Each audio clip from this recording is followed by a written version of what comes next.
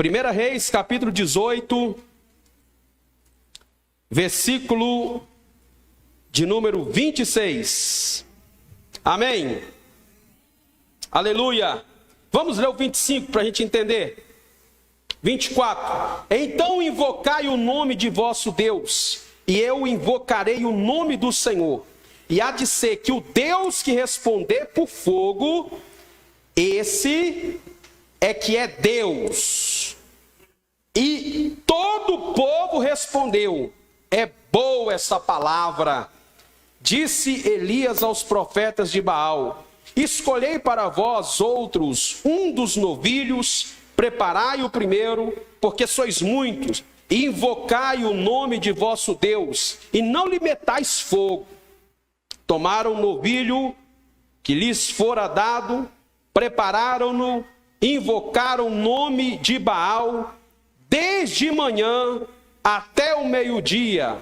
Ah, Baal, responde-nos. Porém, não havia uma voz que respondesse. E manquejando, se movimentavam ao redor do altar que tinham feito. Ao meio-dia, Elias zombava deles, dizendo: clamai em altas vozes, porque ele é Deus. Pode ser que esteja meditando e atendendo às necessidades, ou pode ser que esteja viajando, ou pode ser que esteja dormindo e vai se despertar. E eles clamavam em altas vozes, se retalhavam com facas, com lancetas, segundo o seu costume, até derramarem sangue. Vamos dizer, até derramarem sangue. E passado o meio-dia, profetizaram eles, até que a oferta de manjares se oferecesse. Porém, não houve voz, nem resposta, nem atenção alguma. Louvado seja o Senhor. Somente esses versículos, amém? Pastor, você não vai ler o restante, onde que Elias orou? Não, não é o objetivo hoje. Hoje eu quero levar você a meditar em algo que o Senhor colocou no meu coração. O Senhor Jesus disse assim: os filhos das trevas são mais prudentes na sua geração do que os filhos da luz. Não deveria, mas são. Você sabe, irmãos, que eu estava meditando nesse texto, e eu gostaria de convidar você para entrar num desafio comigo, não é? Você ler, começar a ler. Se você já leu, não tem problema. Quanto mais você ler, melhor ainda. O Evangelho de Lucas todinho e o Evangelho de Atos dos Apóstolos todinho. Eu queria desafiar você a ler. Não é passar as vistas, não. É ler. Amém? O Evangelho de Lucas e o livro de Atos dos Apóstolos todinho. Lê com calma. Lê com cuidado. Lê meditando. E hoje pela manhã, quando eu estava meditando na palavra, me veio esse texto aqui, e eu fiquei pensando assim, né? Puxa vida, como os profetas de Baal eram pessoas de fé. Como eles eram pessoas de fé, audaciosas. Como eles eram homens audaciosos, corajosos. A Bíblia Sagrada diz que o profeta Elias, por causa da rebelião do rei Acabe, Acabe era terrível, foi um dos piores reis que já houve em Israel, um dos piores. E para acabar de piorar a situação dele, ele ainda casou com Jezabel. Tem gente que não presta, a pessoa já não presta, ainda casa com o que não presta, mas ainda acaba de piorar. Acabe já não prestava, já não tinha temor, e casa com uma mulher pior do que ele. Aí acabou de lascar tudo. A mulher idólatra era terrível. E por causa dessa idolatria, o profeta Elias diz: não vai chover. Segundo a minha palavra, não chove mais aqui sobre a nação. E ficou 3 anos e 6 meses sem o céu dar uma gota de chuva. No final desse período, Elias convoca os profetas de Baal, porque Jezabel, a essas alturas, já tinha instigado Acabe a abandonar o Deus verdadeiro, Deus vivo, Deus de Israel, e passar a adorar Baal. E levantou, e ela sustentava, com o dinheiro do seu bolso, esses homens que eram falsos profetas. E Elias falou assim com a nação: gente, vocês não podem ficar cocheando entre dois pensamentos. Se Deus é Deus, então sirva a Deus. Mas se Baal é Deus, sirva a Baal. Porque com Deus não tem meio termo. Com Deus não tem meio termo. Ou é ou não é. Ou é sim ou é não. Não tem meio termo com Deus. O diabo aceita meio termo. Deus não aceita. Tem até uma historinha que tinha lá um moço em cima do muro. Do lado tinha um capeta. Do outro tinha o anjo. E aí o anjo ficava assim: desce daí, rapaz, vem pro lado de cá, vem pro lado de cá. Né? E o capeta lá, sem falar nada. E o anjo insistindo: vem para cá, toma decisão. E o rapaz nada. E o capeta lá, né, parado. Aí o rapaz falou: vem cá, por que o anjo fica me chamando para vir para cá? Isso é uma história com E. Por que o anjo fica me chamando para vir para cá e você, que é o capeta aí do outro lado, não me chama para pular para o seu lado? Ele falou: eu não. O muro também é meu. Vocês estão compreendendo? Deu para entender? A indecisão também, a pessoa que é indecisa também já está condenada. Quem tem o Filho tem a vida eterna. Quem não tem o Filho já está condenado. Então Deus não aceita divisão do coração. Então o profeta Elias é esse homem que diz: vocês têm que decidir. Hoje vai ser o grande dia da decisão. E leva esses homens para o Monte Carmelo e faz um altar. E Elias falou assim: nós vamos ver o Deus que responder com fogo, esse vai ser o Deus.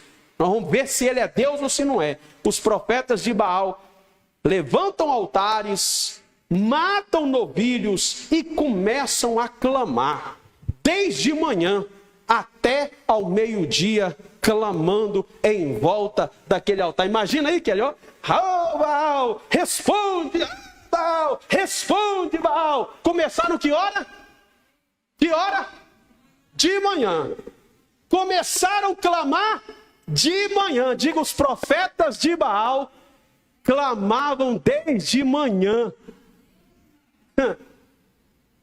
Deu 8, deu 9 e eles estão lá. Baal, Baal, Baal. Deu 10 e eles estão lá. Baal, Baal. Deu 11 e eles estão lá. Baal, Baal, Baal. Desde manhã até o meio-dia. E Elias estava lá olhando. Irmãos, cá para nós, foram mais insistentes do que muitos que se dizem de Deus hoje. Foram mais audaciosos do que muitos que se dizem de Deus hoje.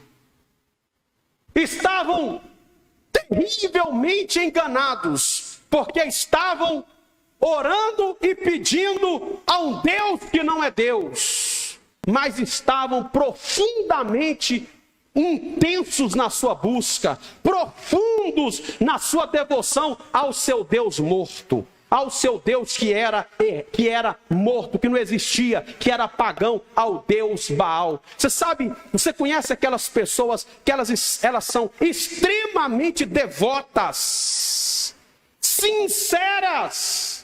No entanto, a fé delas está no objeto errado, na pessoa errada. Mas elas dão um show no quesito de devoção, de entrega, de sacrifício, de esforço, de vontade, de amor a esse Deus que elas não têm entendimento.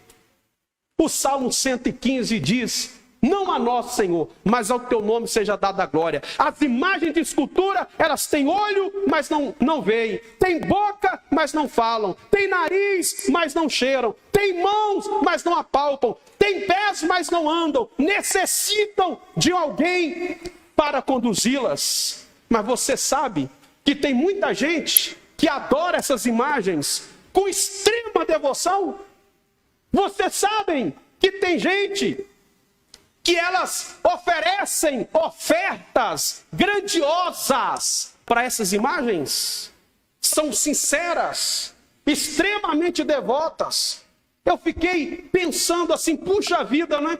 Os profetas de Baal poderiam ter desistido nas primeiras 2 horas, mas ficaram de manhã, 8, 9, 10, 11, meio-dia. Baal não respondia, e eles ali, clamando, gritando em voz alta, suando.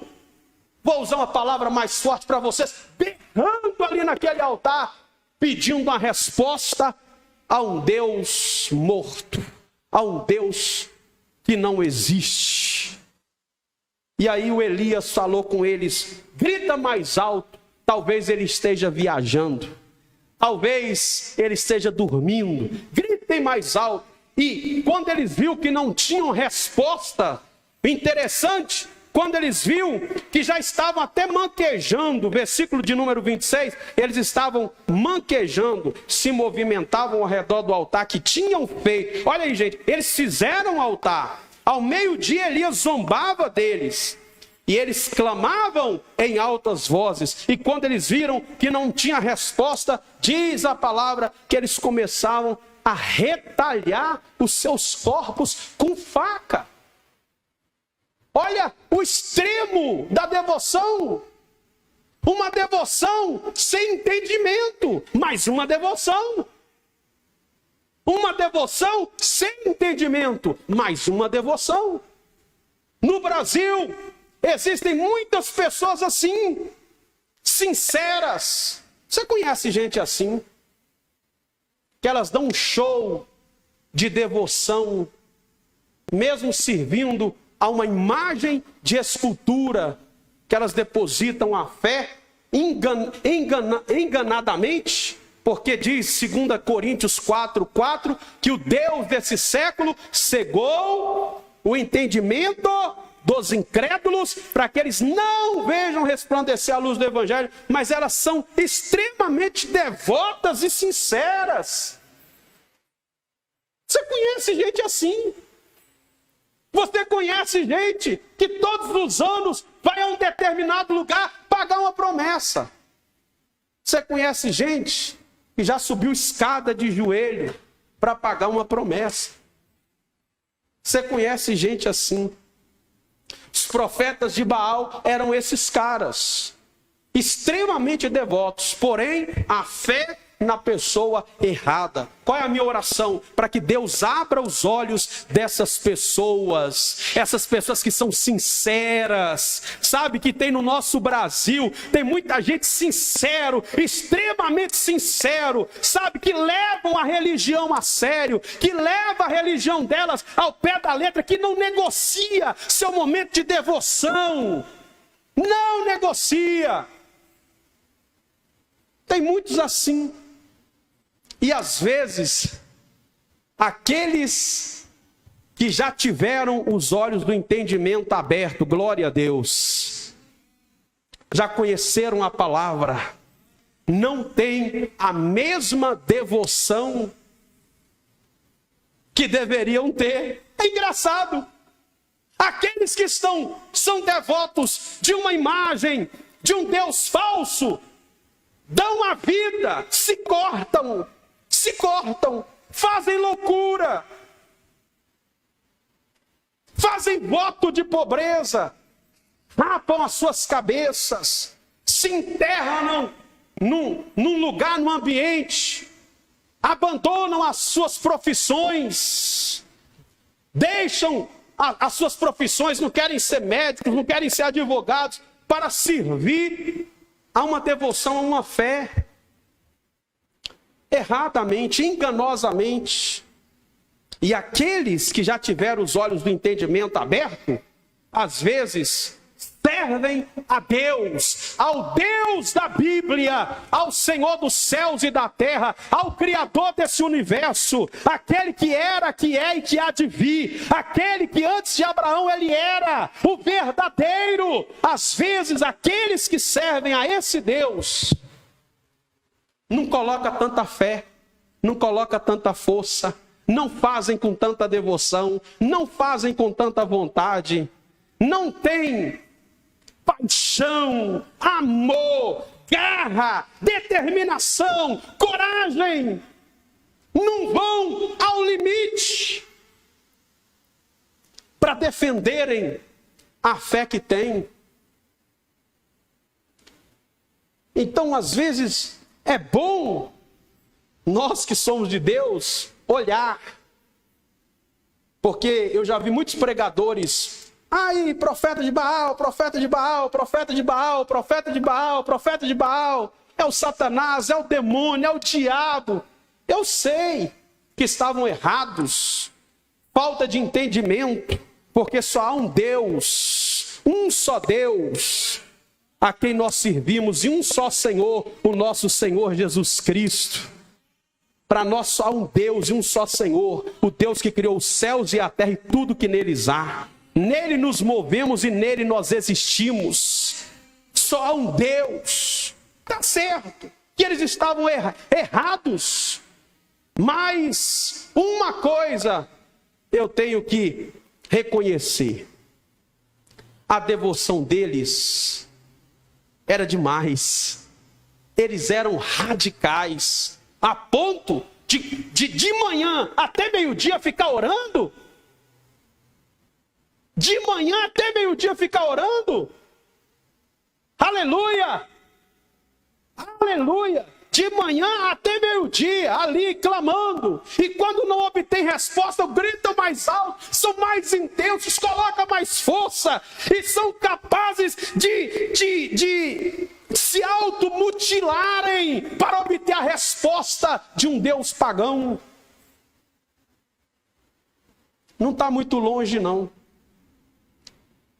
Setembro de alguns anos atrás, acho que em 2000 ou 2001, alguns homens entraram no avião e se chocaram contra as torres gêmeas dos Estados Unidos. Você acha que aqueles pilotos que estavam ali, eles estavam ali por quê? Por devoção. Eles dão a vida, eles acreditam na religião. Não é à toa que a deles é a que mais cresce no mundo, porque eles levam tão a sério, eles acreditam tanto, que para eles não importa nada. O que importa é dar vida por aquilo dali. Nós já tivemos irmãos desta natureza e desta forma. Paulo foi um deles, João foi um deles, Pedro foi um deles, Filipe foi um deles, Estevão foi um deles. Ó Senhor, reaviva a tua igreja de novo, acende a chama de novo, a devoção, a vontade, o zelo, a paixão, o amor, a radicalidade pela causa do Evangelho, a paixão pela causa. Paulo diz: vejam Áquila, vejam Priscila, um casal que é capaz de arriscam a cabeça pelo Evangelho de nosso Senhor Jesus Cristo. Eles sabem que a qualquer momento podem morrer, porque eles estão contra Roma, eles estão pregando contra a doutrina de Roma. Eles sabem que ele pode morrer, que eles podem morrer, mas eles não param, porque eles são apaixonados por esse Jesus. Aleluia! Aleluia! Bendito seja o nome do Senhor. Alguém diz para Paulo: se você for para Jerusalém, você vai morrer. Ele diz: não importa, não importa, não importa. E ele diz para Timóteo: eu sei no Deus que tenho crido, estou bem certo que ele é poderoso. Ah, meu irmão, pelo amor de Deus, pelo amor de Deus, precisamos parar de criticar muitas pessoas, pedir a Deus para libertá-las e abrir o entendimento delas, mas imitar a devoção delas, não para um Deus falso, mas para o nosso Deus. Aleluias. Vamos em Atos dos Apóstolos, capítulo de número 8. Deixa eu ver como está meu horário aqui. Uma coisa me instiga. Os profetas de Baal oravam, hein? Os profetas de Baal oravam. E os profetas de nosso Senhor Jesus Cristo também oravam e oravam muito. E o povo de Jesus Cristo também ora e ora muito. Se não está orando, meu irmão, me desculpa. Você está precisando consertar a sua vida. Porque Paulo, quando converteu, quando teve um encontro com Jesus no caminho de Damasco, guiado pelos seus amigos, porque perseguia a igreja de Jesus, ficou 3 dias cego, sem comer, sem beber, e Deus levantou o irmão Ananias e falou: vai lá e diz para ele que ele é um vaso escolhido por mim para levar o meu nome entre os gentios, e eu lhe mostrarei o quanto ele vai padecer pelo meu nome. E quando Ananias chegou, ou antes de Ananias chegar, porque Ananias falou: Senhor, mas ele é perseguidor, ele está assolando a igreja. Deus falou com ele: ele está orando, pode ir porque ele está orando. Paulo está orando. Quando Deus falou isso com Ananias, todas as barreiras caíram por terra na hora. Agora eu vou, o homem está orando, não é? O homem está orando. Pode ir, que você vai encontrar orando. Somente um homem nascido de novo do Espírito, guiado pelo Espírito, vive uma vida de oração. E eu não estou falando oração no templo. Eu não estou falando de oração no templo. Eu estou falando de vida pessoal de oração. Pode ir que ele está orando. E quando ele chegou lá, nosso irmão Paulo estava orando. Aleluia! Oh, glória! Impondo as mãos sobre ele, já chegou com uma palavra diferente. Irmão Paulo, o Senhor que te apareceu no caminho de Damasco me enviou a vós para que tornes a ver e seja cheio do Espírito Santo. Aleluia! Aleluia! Estava orando. Um cristão que não ora, um servo de Deus que não ora. Irmãos, examina a sua vida. Examina a sua vida. Em Atos 8, tem um homem. Atos 8, tem um homem, no versículo 9, que é um mágico. O nome dele é Simão. Ele praticava arte mágica. Ele iludia o povo de Samaria.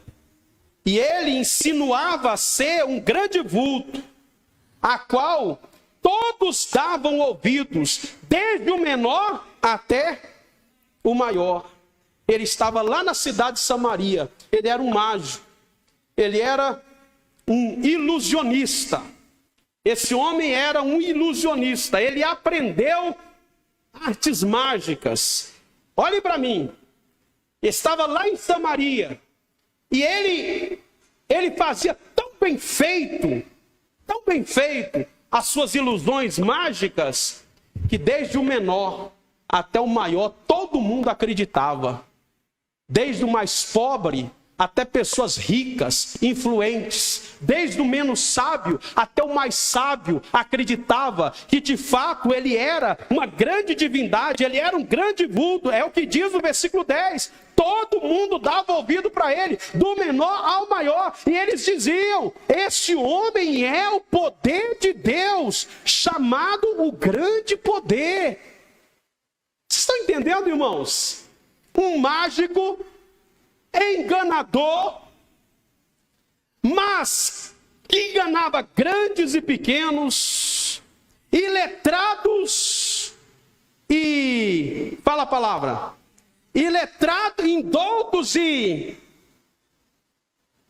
o indouto e o sábio, o pobre e o rico, todo mundo olhava para ele e falava: isso aí é o grande poder de Deus. É isso que eles dizem no versículo 10. Esse homem é o poder de Deus, chamado o grande poder. E versículo 11. E aderiram a ele, porque havia muito tempo os iludindo com mágicas. Vocês estão compreendendo isso aqui? Esse homem conseguiu a atenção de toda a cidade, conseguiu adeptos, todo mundo acreditava nele. Todo mundo cria no que ele falava.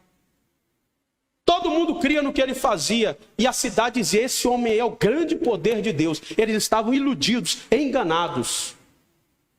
Amém? Agora preste atenção. Como que esse homem conseguiu tudo isso? A gente sabe que tem o dedo de Satanás por trás desse negócio, porque o diabo é o enganador. A serpente, o antigo dragão que engana as pessoas. Mateus 24 diz: não se deixe enganar, porque o diabo se transfigura em anjo de luz e pode fazer prodígios, sinais, e pode enganar, se possível, até os escolhidos, até fogo descer do céu. A gente sabe que tem o dedo do diabo, toda obra de engano tem o dedo do diabo, mas cá para nós, era uma obra muito bem feita. Ele era um homem extremamente dedicado nas artes mágicas. Ele era um homem que se dava, que se dedicava, que aprendia. Ele conseguiu manter o povo nesse engano por muito tempo, gente. Ele fazia o mal bem feito. Vou repetir essa frase para ver se você se cai a ficha. Ele fazia o mal bem feito. E quando ele fazia o mal bem feito, o mal se passa por bom. Porque é tão bem feito que as pessoas aceitam como certo. Vocês estão compreendendo? Amém? Dentro da igreja evangélica a gente tem uma frase que a gente gosta muito de falar: Deus não olha a aparência. Isso é verdade. Foi ele mesmo quem disse isso. Mas ele falou isso com Samuel. Quando Samuel foi na casa de Jessé ungir Davi. E por que ele teve que falar isso com Samuel?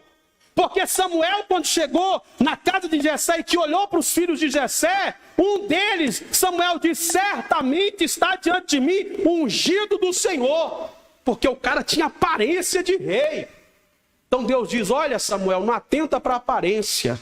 Mas Samuel já olhou logo para a aparência. O único que não vê a aparência é Deus. Deus não se leva pela aparência de ninguém. Por ninguém. Muita gente chegava dizendo para Jesus: eu acredito no Senhor, eu acredito no Senhor. Jesus diz: eu não confio nos homens, porque eu conheço cada um deles. Eles estão dizendo que acredita aí, mas eu sei que ninguém acredita coisa nenhuma. Os homens enganam a gente. Jesus eles não enganam, porque Jesus conhece o coração dos homens. Deus não se engana pela aparência, Deus não se leva pela aparência, mas os homens olham a aparência. Coloque isso na sua cabeça. Os homens olham a aparência. Deus não, mas os homens sim. Eu não tenho que mostrar nada para Deus. Deus me conhece, mas para os homens eu tenho. Porque eles vão olhar a minha aparência. Eu posso ser um excelente livro, com excelente conteúdo, mas se eu não tenho uma capa bacana, o povo passa por mim e fala: isso aí não deve prestar não, porque o homem julga o livro pela capa. O homem é assim. Eu tenho que pregar para quem? Não é para os homens? Vocês estão compreendendo? Então a nossa aparência conta sim, meu irmão. Sua aparência conta sim, não para os homens, não para Deus, mas para os homens conta. Então, de repente, eu sou uma pessoa que diz que fui salvo, que estava preso e fui liberto, estava perdido e fui achado, estava preso e fui liberto, e minha aparência é de uma pessoa que parece que está carregando 1 tonelada nas costas. E aí, para justificar essa cara emburrada que eu tenho, eu digo, Deus não olha a aparência. O homem que encontrou o tesouro, a pérola, vendeu tudo, foi lá, comprou o campo e regozijou-se, alegrou-se. A mulher que perdeu a dracma e encontrou, quando achou a dracma perdida, reuniu as amigas e se alegrou. Jesus está dentro de você, meu irmão?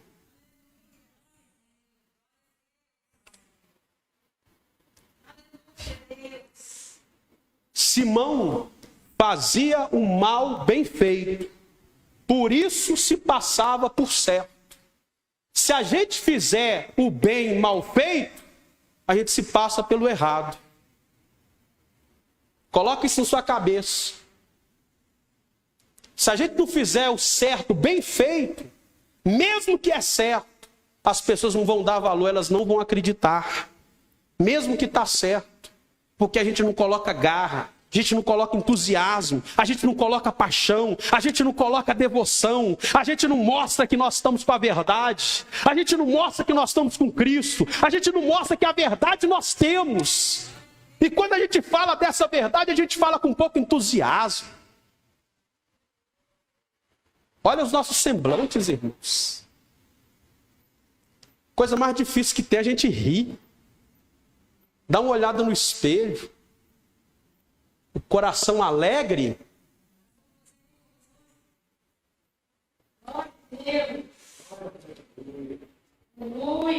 Pede Deus, eu peço Deus. Eu peço Deus. Como é que vocês acham que era um Jesus? Por que Jesus atraía criancinhas, pecadores? Jesus atraiu um monte de gente, os fariseus não. Os fariseus, ninguém queria saber da mensagem dos fariseus, porque é o jeito deles, a maneira deles. O povo falava com o povo estranho. Eles estavam falando certinho. Jesus falou, faça tudo que eles ensinarem. Só não faça o que eles fazem.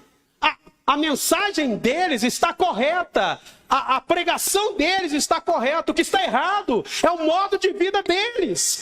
Vocês estão compreendendo, irmãos? A mensagem de Simão estava errada. Era um engano, era uma mentira, era uma falsidade. Mas ele fazia tão bem, ele se dedicava tanto a isso, que ele conseguiu ter nas mãos uma cidade inteira nesse engano, porque ele fazia bem feito.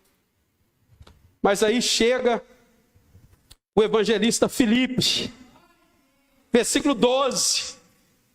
Quando, porém, deram crédito a Filipe, que os evangelizava a respeito do reino de Deus e do nome de Jesus, todos começaram a indo sendo batizados, tanto homens como mulheres. E o próprio Simão abraçou a fé, tendo sido batizado, começou a acompanhar Filipe de perto. Começou a acompanhar Filipe de perto. Sabe por que ele está acompanhando Filipe de perto? Porque ele não é tolo. Ele não é bobo. Sabe como é que ele aprendeu artes mágicas? Foi acompanhando seus mentores de perto. Desde o começo. Ele pagava para isso. Ele pagava para saber como fazer melhor. Ele investia em si mesmo. Ele investia no seu conhecimento. Conhecimento liberta, irmãos. Conhecimento liberta. Sabe por que os países são pobres? Sabe qual é o maior defeito dos países? Está na educação. Melhora a educação de um país. Você vai ver se esse país não prospera. Por que não querem melhorar a educação? Porque o crime, as cadeias, dá dinheiro. Melhora a educação, que vai precisar fazer menos cadeia. Investimento, conhecimento. Investir em mim mesmo, no meu conhecimento. Não é aprender. Jesus diz, aprendam de mim. Paulo diz, leia livro, Timóteo. Para que o seu progresso seja manifesto, você tem que crescer. Você tem que crescer, Timóteo. Você tem que crescer. Vocês têm a unção do Espírito Santo. Vocês têm um diferencial, gente. Falta, às vezes, sabedoria. Diga comigo, acompanhava Filipe de perto.